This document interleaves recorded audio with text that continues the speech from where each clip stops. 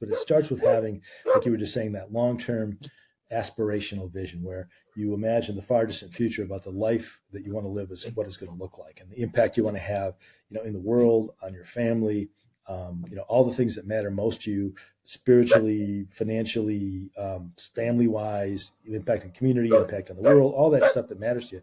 And you paint a picture of what a great life would look like.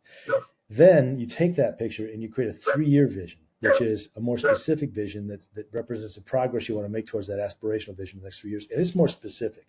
And it'll have both personal and business in it because you only really have one vision, but it's you want to make sure you've covered the things in your personal life that are important and the things that are important for you in your business life. And that stuff will if you're thinking of business vision, it might be, what's my annual revenue? That's an obvious one. Do I have a team? How many people on my team? What's the culture of the team? Do I have a physical location? Or are we all working remotely?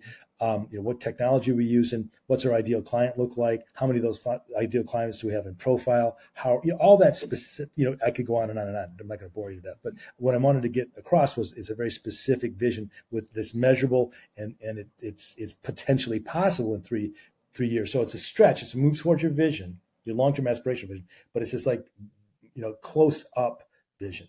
And then you take that close up vision and you say, okay, for the next 12 months, so we still annually have annual goals. For the 12 months, what do we want to earn? What are things we got to get done this 12 months to be on track with that 3-year vision? And then again, we just take that 12-month vision, if you will, and then we bring that into the next 12 weeks by setting a goal for the 12 weeks or goals that represent the progress we have to make this 12 weeks towards that 12-month vision, which is tied to our 3-year vision, which is tied to our aspirational vision. And then the other part of this is, and this sounds all like it's really technical, it's not, but it does kind of work out this way. And then what happens is you've got a weekly plan every week for the 12 weeks. And so on Wednesday of week 6, there's nothing more important in your life than the tactic you said you wanted to get done that day, because that's tied to your goal, which is tied to your annual numbers, which is tied to your vision, right? So that's how we kind of connect the day to the long term.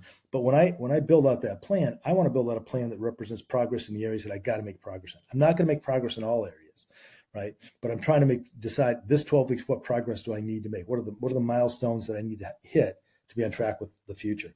And so that's how we try to do that. Is it perfect like that all the time? No, because the other part of it is that the world has got opportunities popping up all the time, and then it's got barriers that it puts in front of you all the time. So you've got to adapt and flow with what's going on in reality, obviously. But we always try to tie it back to what our big objectives are. Super cool. And then